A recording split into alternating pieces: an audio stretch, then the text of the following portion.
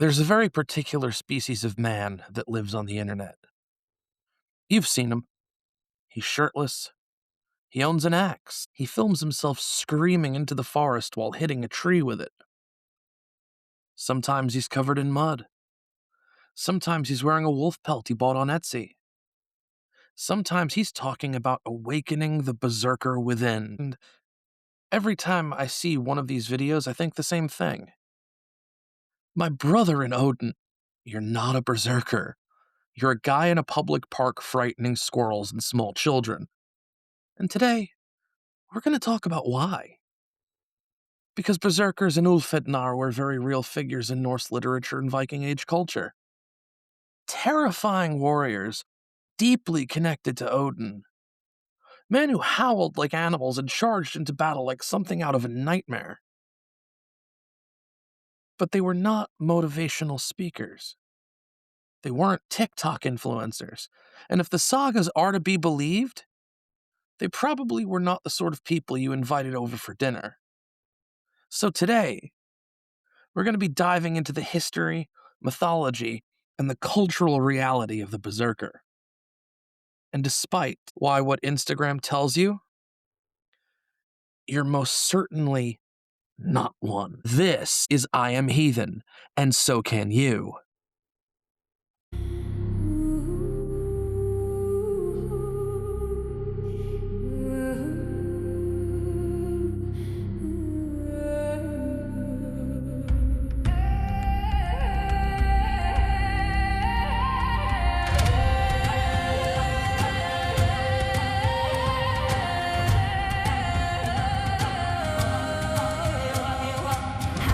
You learned enough.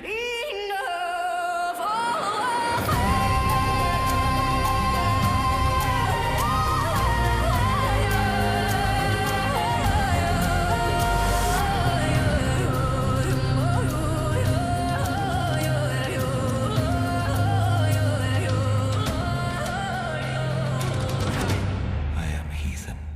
And so can you.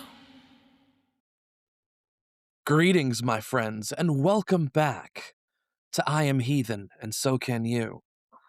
I am your host, the pudgiest berserker that could, Einar. And today, I am happy.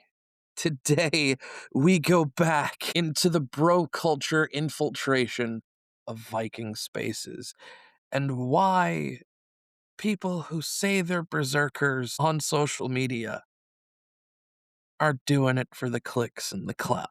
Because saying you're a shirtless man who bites his shield and swings axes at trees in a park is pretty goddamn marketable if you really sit down to think about it. And while I'm fairly certain that if berserkers were alive today, they'd be that kid in high school who Naruto ran down the hallway and demanded everyone played Bloody Knuckles with them. But I digress. Before we talk about berserkers historically, let's hear how the Viking Age itself described them. One of the earliest references to berserkers appears in the 9th century skaldic poem called Ravnsmal, the Raven Song. It's attributed to the skald Thorbjorn Hornklofi and describes the warriors of King Harald Fairhair. And the narrator of the poem isn't a warrior, it's a raven. One of Odin's ravens, watching the battlefield. Check this out. I will ask of the berserks, you tasters of blood, those fearless heroes, how they fare in battle.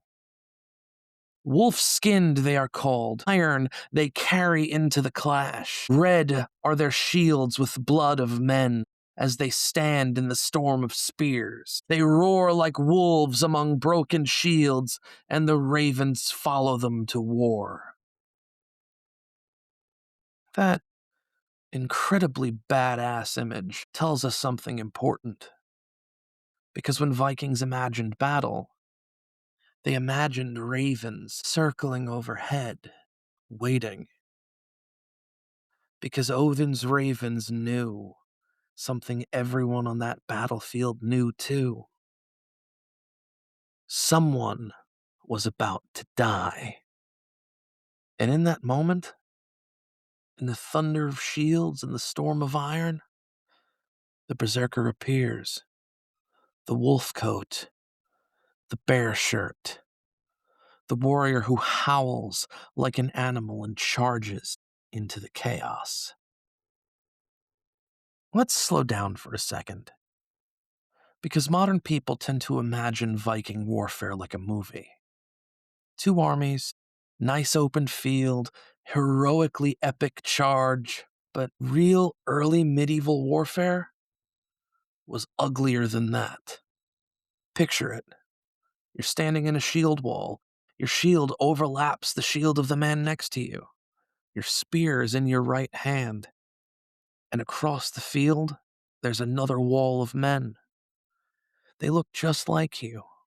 Farmers, fishermen, shipbuilders. Nobody there is a superhero. There's no S on anybody's chest. And then someone screams. The shields crash together. The world becomes noise. Wood splintering, metal ringing. Men shouting, men dying. You smell blood. You smell sweat. You smell dirt turning under boots. And this is where the Berserker suddenly makes sense, because every instinct in the human brain at that moment says one thing: run. Run back to the ship. Run back to the farm. Run anywhere but here. Now, imagine a man beside you who doesn't seem afraid. A man screaming, biting his shield, throwing himself forward like a wild animal. A man who looks like he's already halfway out of the world of the living. That man becomes terrifying and useful. And, well, if you're the enemy, that man becomes a nightmare. Now, here's where things get even stranger. Because berserkers may not just have been warriors, they might have been part of a religious cult, specifically the cult of Odin. And relax, this isn't some alluding to a Norse Jonestown. There's no Jarl chilling on top of a podium wearing sunglasses and inviting his people to drink the mead. Chill out. Odin's not Thor. Thor protects humanity. Thor blesses crops and fights giants. Thor's the god you want watching your house. But Odin's the god who hangs himself from the world tree for 9 days, starving, bleeding, just to gain secret knowledge. Odin's the god of ecstasy, of madness, of poetry, magic, and terrifying insight. And across Indo-European cultures, we see something fascinating. Young warriors forming wolf bands, warrior societies living outside normal law, half inside society, half outside. Wild, sacred, dangerous. Now, imagine a Viking Age warrior devoted to Odin, wearing the skin of a wolf, entering battle in a trance, not pretending to be an animal, but becoming something far more dangerous than a man. The sagas describe berserkers as roaring like wolves, fighting with supernatural strength, then collapsing afterward, shaking, exhausted, sometimes sick for days, which sounds like magic, but in reality it sounds more like a 4-day bender that ended poorly. And while it may sound less like magic, it's more like someone pushing their nervous system into total catastrophe. But religion changes the psychology. Because if you believe Odin is watching, if you believe dying in battle brings you to Valhalla, then suddenly the fear barrier that stops most human beings from charging into a wall of spears gets a hell of a lot thinner. All right, everybody, we're going to take a brief little break because I got something I want to tell you. Now, before we dive back into whatever historical disaster, theological fistfight, or saga era madness we were just talking about, I want to take a moment to talk about something a little closer to home: the common hearth. Because let's be honest for a second, modern paganism on the internet can be a strange place. You've got people claiming they're the reincarnation of Viking kings. You've got TikTok mystics telling you Odin personally told them to charge $20 for rune readings. But somewhere in the background, there's always a guy with a wolf avatar explaining while drinking mead out of a horn makes him genetically superior to the rest of humanity. It's a lot. And that's exactly why the common hearth exists. The common hearth is a slowly building, slowly growing community built around a very old idea that religion, real religion, happens around a fire, not in a comment section. In the old days, the hearth was where people gathered. It was where stories were told. It was where the gods were toasted, the ancestors remembered, and the occasional idiot cousin was loudly corrected after his third cup of mead. That spirit, that idea of a shared fire, is what we're trying to rebuild. At the common hearth, we talk about the lore. We talk about ritual. We talk about real historical sources behind the myths we love. And if we do it without the gatekeeping, the weird racial nonsense, or the performative Viking cosplay — my head's too big for horn helmets as it is — that's infected way too much of modern heathenry. It's a place for people who love the gods, but also love thinking about the gods, the ancestors, the spirits, everything that makes this path beautiful. Scholars, practitioners, newcomers, long-time heathens, curious weirdos who wandered in because they heard the word Odin once and thought it sounded cool. Everybody gets a seat at the fire. So if that sounds like your kind of chaos, come find us. You can join the Common Hearth over on the Facebook, where the community lives and the discussions happen daily. And you could follow us on TikTok, where we post lore dives, discussions, and occasionally poke a little fun at the stranger corners of modern pagan internet culture. Just search the Common Hearth. Pull up a chair, pour yourself a drink, and join us at the fire. But here's the part modern people don't talk about. The sagas don't always portray berserkers as heroes. In fact, they often portray them as bullies. A berserker shows up at a farm, he challenges the farmer to a duel, and if the farmer refuses, he gets killed. If the farmer accepts, he probably still gets killed. It's not exactly the most ironclad legal system, which suggests something historians have noticed. Berserkers may represent the pre-state warrior class that became socially unacceptable as Scandinavian societies developed law and centralized authority. In other words, berserkers were useful in a raiding culture, but once you start building courts, assemblies, and property rights, the guy who occasionally turns into a screaming murder hobo becomes a problem. And eventually, society up and did something about it.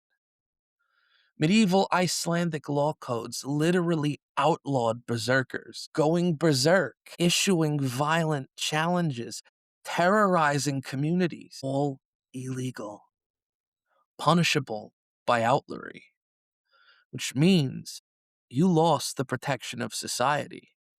That crash out you went through meant that anybody could kill you, anybody could take your property. You were out outside the law. No longer a member of the community, which tells us something important. The Berserker was not the future of Norse society. He was a relic of an old world, a rougher world, and eventually Scandinavia chose law over fury. And I am not gonna lie, I wanted to quote Alec Guinness's line about lightsabers in comparison to berserkers, but it did not work.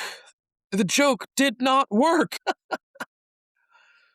Now, let's fast forward about 1,000 years, and the berserkers made a triumphant return. Not on battlefields, on social media. Because the berserker aesthetic is everywhere. A guy in the woods, shirtless, bearded, holding an axe. Sometimes he's screaming. Sometimes he's chopping wood. Sometimes he might be that Bradley Thorne guy and everybody's drooling over him. Sometimes explaining how you too can awaken your inner Viking warrior. God damn it. Look, I'm not here to ruin anybody's fun. Chopping wood is good exercise. Touching grass is healthy. But the reason this stuff goes viral is actually pretty interesting. The Berserker fantasy taps into a deep modern longing, a longing for simplicity, a longing for strength, a longing for a world where problems could be solved with courage and an axe instead of paperwork. You know what? I get it. It resonates deeply with me. Modern life is complicated. But the Viking world wasn't built by berserkers. It was built by farmers, traders, shipbuilders, law speakers. The Viking Age ran on community, not rage, which makes it kind of funny that today the berserker is marketable as hell. Nobody wants to be the guy memorizing the law code. But historically speaking, the guy memorizing the law code was probably a hell of a lot more important. We're going to be right back because I got one more thing I want to share with you guys. You ever notice something strange about pagans? We don't really do the quiet, polite religion thing.